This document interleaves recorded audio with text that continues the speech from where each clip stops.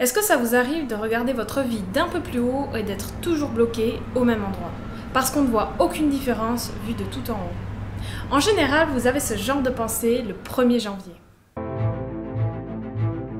À ce moment-là, vous imaginez toutes les mauvaises habitudes dont vous souhaitez vous débarrasser et toutes les bonnes habitudes que vous souhaitez commencer à faire. Et je parie que vous vous dites, cette fois ce sera différent, cette fois je vais tenir et je vais y arriver. Seulement, après plusieurs semaines, peut-être plusieurs mois pour les plus tenaces d'entre vous, vous abandonnez et vous retournez à la case départ. Mais alors, pourquoi est-ce si difficile de tenir nos habitudes alors que nous avons l'impression que tout le monde y arrive, sauf nous? Et maintenant, si je vous disais enfin la vérité, oui, c'est possible de réussir et de réaliser vos rêves, mais seulement de 1% par jour. Dans cette vidéo, on va voir ensemble comment vous libérer de vos mauvaises habitudes et comment rendre les bonnes habitudes plus faciles et automatiques. Et à la fin de cette vidéo, je vous expliquerai comment j'ai personnellement appliqué ces conseils dans ma vie pour améliorer mes habitudes. Ah, et si jamais vous voulez recevoir d'autres contenus de la part de quelqu'un qui a une vie normale, sachez que je vous envoie une fois par mois un email pour discuter un petit peu de finances et de minimalisme, tout ça sans licorne ni paillettes, donc si ça vous intéresse, c'est le premier lien en description. Bon, 1%, c'est clair, ça fait pas rêver. Mais maintenant, regardons tout ça d'un peu plus loin. Vous êtes en Suisse et vous voulez aller de Lausanne à Berne en ligne droite. Parce que oui, dans ma petite histoire, vous êtes un oiseau. En ligne droite, sans rien changer, votre trajet ressemble à ça et vous atterrissez à la capitale en un an. Oui, parce que dans cette histoire, vous êtes aussi un oiseau très très lent. Maintenant, zoomons un petit peu sur votre trajet. Imaginez que le premier jour, vous ne savez pas très bien où est le nord-est et vous décalez votre trajectoire légèrement, mettons de 1%. Franchement, c'est pas très grave, vous êtes toujours à Lausanne. Pareil, le deuxième jour, ça recommence, vous utilisez mal la boussole et vous décalez encore de 1%. Bon, ça va, la différence n'est pas énorme, mais chaque jour, vous dérivez légèrement. Maintenant, si on regarde ce que ça donne au bout de 365 jours, eh bien on arrive ici, paumé dans le chasseral.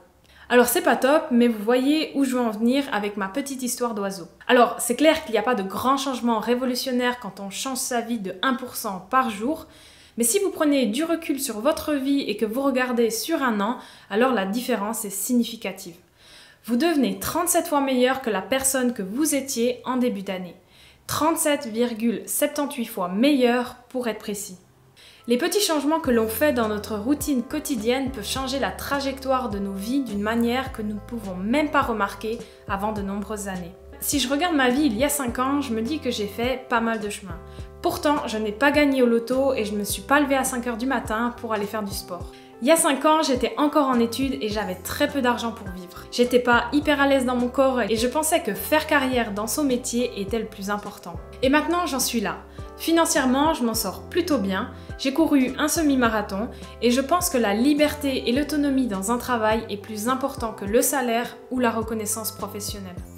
Après ça, c'est la réalité. Je suis pas en train de vous dire que je suis millionnaire ou que j'ai couru un Ironman.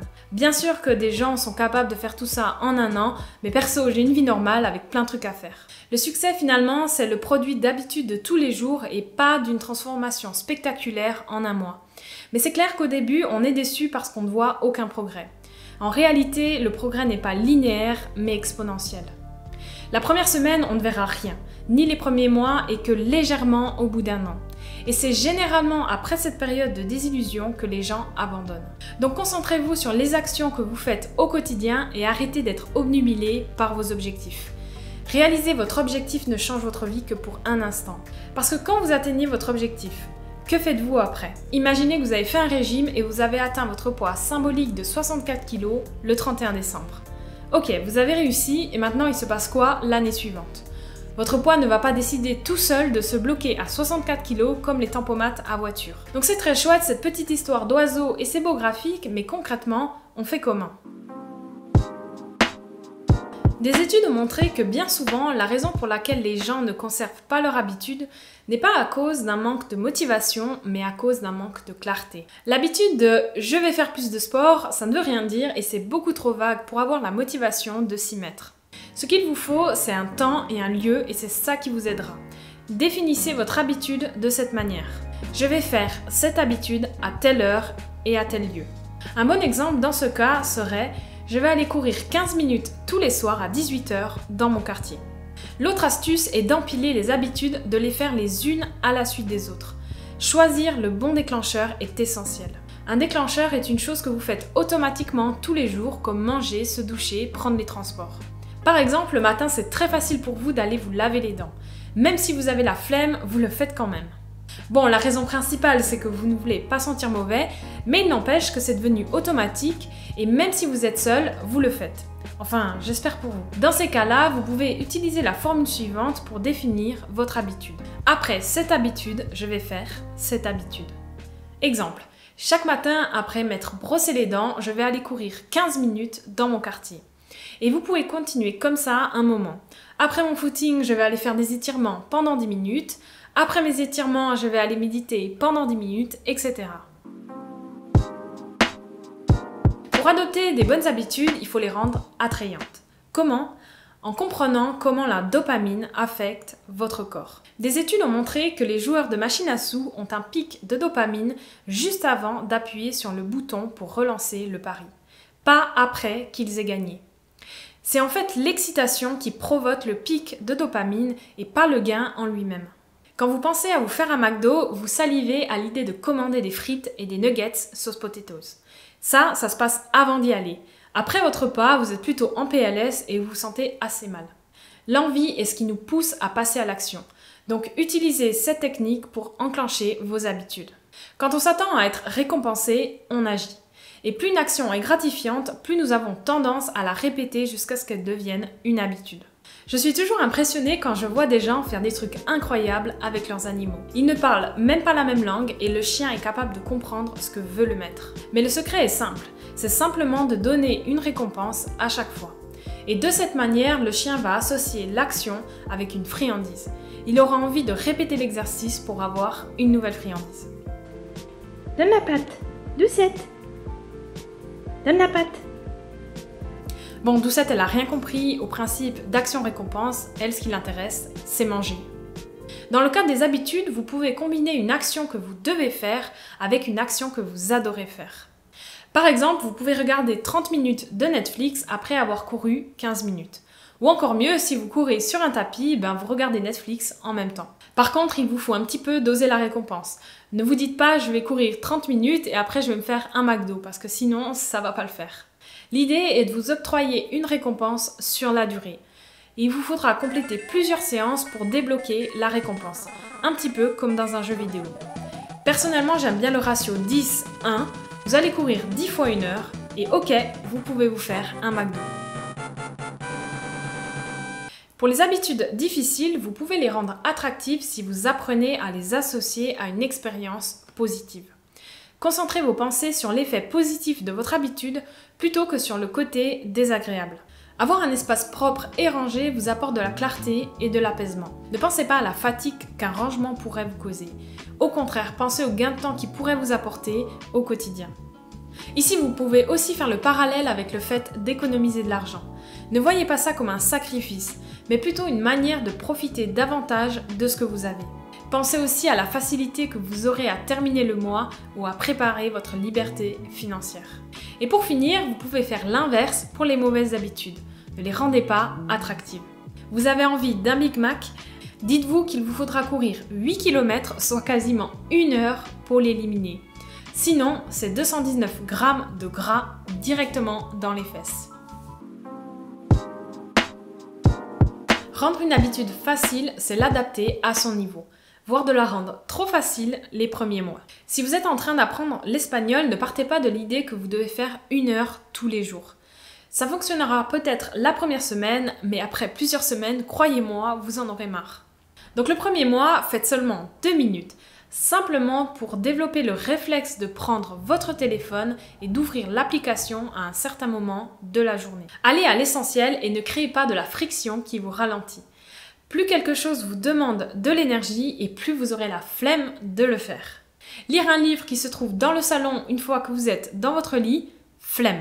Lire un livre qui est juste à côté de la table de nuit, facile. Ici, ça devient facile parce que la friction diminue. Personnellement, c'est ce que j'ai compris avec le sport. Avant, je faisais du sport de combat dans un club, généralement le mardi et le jeudi à 19 h. Au bout d'un an, même si j'adorais ce sport, j'avais vraiment la flemme d'aller jusqu'à la salle de sport, faire 1 heure là-bas, puis de rentrer chez moi à 20 h 30 pour me doucher, me préparer à manger et finalement aller au lit directement. Du coup, j'ai été honnête avec moi-même et j'ai enlevé cet obstacle. Maintenant, je vais courir 45 minutes juste en rentrant de chez moi à 18 h. Je quitte mon appart, je cours et quand je termine de courir, je suis directement chez moi et je gagne 1 h 30. Et de manière générale, votre vie est plus facile si vous enlevez de la friction. Et c'est pour ça que j'adore le minimalisme. Supprimer tout ce qui est inutile pour me simplifier la vie et profiter de ce que j'aime le plus. Et au contraire, vous pouvez ajouter de la friction à vos mauvaises habitudes.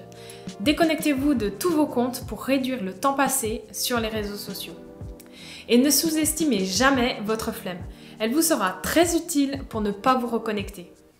Autre exemple, si vous avez tendance à trop dépenser et que vous prévoyez d'aller en ville pour boire un café, prenez seulement 10 € en cash et laissez votre carte de crédit à la maison. Vous verrez que vous aurez bien la flemme de retourner jusqu'à chez vous pour acheter cette chemise que vous avez vue chez H&M. L'idée est aussi d'adapter votre environnement pour qu'il facilite le déclenchement de vos bonnes habitudes. Et de la même manière, vous voulez rendre vos mauvaises habitudes invisibles. Vous voulez lire plus ? Alors mettez votre livre en évidence sur votre bureau ou portez-le avec vous dans les transports. Vous êtes tout le temps sur votre téléphone pendant que vous essayez de lire, alors jetez-le par la fenêtre. Non, en vrai, mettez-le juste dans une autre pièce. Et bien sûr, cela peut être votre environnement physique, mais aussi mental. L'idée est en fait de faire partie d'un monde et d'une culture où cette habitude est la norme sans qu'elle ne vienne extrême. Vous avez envie d'économiser plus d'argent ? Ne traînez pas avec des gens qui sortent en boîte tous les samedis et qui commandent des bouteilles de champagne à 200 €. Suivre ces progrès a vraiment un effet positif. Personnellement, ma petite récompense après avoir fait 5 minutes d'espagnol, c'est de cocher une petite case sur mon application de suivi des habitudes. Bon, vous me direz, on se contente de peu, mais c'est mon côté un petit peu maniaque, j'aime bien cocher des cases. Si votre habitude est d'économiser un peu d'argent, vérifiez l'état de votre compte bancaire tous les mois et regardez les euros augmenter progressivement. C'est d'ailleurs pour cette raison que je note l'état de tous mes comptes sur un fichier Excel. Je vois ma fortune augmenter et c'est super satisfaisant. La règle d'or, c'est de ne jamais louper 2 fois à la suite. Bien sûr que les mauvais jours, ça arrive. Des jours où vous n'avez simplement pas envie ou alors des jours où vous avez un empêchement. Ici, l'important est d'en prendre conscience et de ne pas se fixer un objectif de résultat. L'important est simplement d'être présent. Vous avez la flemme de faire 15 minutes d'espagnol aujourd'hui ? Ok, pas de souci. Mais faites au moins 10 mots. 10 petits mots. C'est quoi ça, 10 petits mots ? C'est 1 minute, peut-être 2 ? En réalité, les jours où vous ne vous montrez pas sont les jours qui font le plus de mal à votre progression. Casser la continuité de votre habitude est la raison principale pour laquelle les gens arrêtent leurs habitudes. Et c'est pour ça qu'il ne faut pas vous donner des habitudes irréalistes au quotidien. N'oubliez pas que chaque implémentation est différente. Ce qui me correspond n'est pas forcément ce qui vous ira le mieux. L'idée est de tester et de réitérer ce qui fonctionne pour vous. Alors je vais vous prendre 2 habitudes positives que j'essaie de travailler cette année et une habitude négative que je tente de diminuer. Alors, première habitude positive, faire du sport 2 fois par semaine. J'ai défini déjà correctement mon habitude. Je vais courir le mercredi ou le jeudi soir directement en rentrant du travail. Je fais un autre sport, de la course, du vélo ou un sport de raquette, le dimanche matin pendant 1 heure. Et vous voyez que je me laisse un tout petit peu de flexibilité pour être sûre que ces engagements soient réalisables. Pour rendre la course à pied attractive, j'écoute de la musique et je me déconnecte de ma journée. Je me perds dans mes pensées et ça fait un bien fou. Je change de mentalité et j'arrête de me dire « Oh, je dois aller courir 5 km ». Mais à la place, je me dis « Je vais vider mon esprit pendant 30 minutes ». Et d'un coup, franchement, ça passe mieux. Quand j'ai la flemme en hiver, ce qui m'arrive souvent quand il fait 4 degrés dehors, au lieu de me dire « Je vais courir 45 minutes », ce qui me motive absolument pas, je me dis que je vais juste courir 15 minutes. 15 minutes, c'est très court et ça suffit pour maintenir l'habitude et pour me motiver à aller courir. Et pour supprimer la friction, je prépare mes affaires le matin. De cette manière, quand je rentre du travail, j'ai mes chaussures et mes affaires de course qui m'attendent devant la porte. Je fais aussi en sorte d'avoir un repas facile à cuisiner ou déjà prêt pour quand je rentre. Parce que généralement j'ai faim et je veux manger tout de suite une fois de retour. Pour faire en sorte que je répète l'habitude chaque semaine, je coche ma petite case sur une application, ce qui me force à ne pas briser la chaîne. Et quand j'envoie la photo de mon exploit, on me répond avec ce petit emoji. Je ne sais pas encore trop pourquoi le bras mécanique, mais en tout cas ça continue de me motiver. Deuxième habitude positive, faire 5 minutes d'espagnol par jour. Déjà, je reformule pour que ce soit plus clair. Je révise 20 cartes chaque jour après que je me sois lavé les dents le soir. Ici, j'empile les habitudes et c'est ce qui m'aide à ne pas oublier. Je l'ai aussi rendu évident en imprimant un petit drapeau espagnol sur mon dentifrice. Et je sais que le soir, après m'être lavé les dents, je me pose 10 minutes à la cuisine et je révise. Quand je pense à apprendre l'espagnol, je me dis bah purée, ça me saoule d'apprendre ces conjugaisons. Mais à la place, je me réjouis de pouvoir avoir une conversation normale en espagnol et de pouvoir communiquer. C'est dispo sur mon téléphone et ça prend littéralement 1 seconde d'ouvrir l'application. Et sinon, quand je suis pressée et que j'ai vraiment pas le temps, je fais seulement 10 cartes et ça ne me prend que 2 minutes. Et bien sûr, je suis mes progrès et j'ai ma petite satisfaction quand je peux valider l'habitude sur l'application. Et enfin, mon habitude négative, c'est limiter ma consommation d'alcool. Alors j'en suis pas au point d'arrêter, mais je fais attention à ma consommation et quand je sors, je veux pas boire 4 ou 5 verres comme je le faisais avant. Du coup, je n'achète plus de bière chez moi. J'adore la bière, mais j'avais tendance à en boire beaucoup trop et systématiquement le week-end. Et parfois même quand j'étais seule. Donc maintenant, quand j'ai vraiment envie de boire une bière, je sors et je vais en boire une avec mes amis. Bon, là c'est facile, je pense à moi avec un ventre à bière, un peu comme ça. Et là, d'un coup, ça me refroidit directement. Pour boire, je dois me déplacer dans un bar, je dois voir des gens, je dois me maquiller, je dois m'habiller. Bref, ça me saoule. Et pour finir, le cadeau empoisonné, de la gueule de bois avec l'effet de l'alcool, et tout ça, ça rend l'expérience beaucoup moins cool tout d'un coup. Et le fait aussi que je dois dépenser 8 francs pour une seule bière, eh bien ça ne me satisfait absolument pas.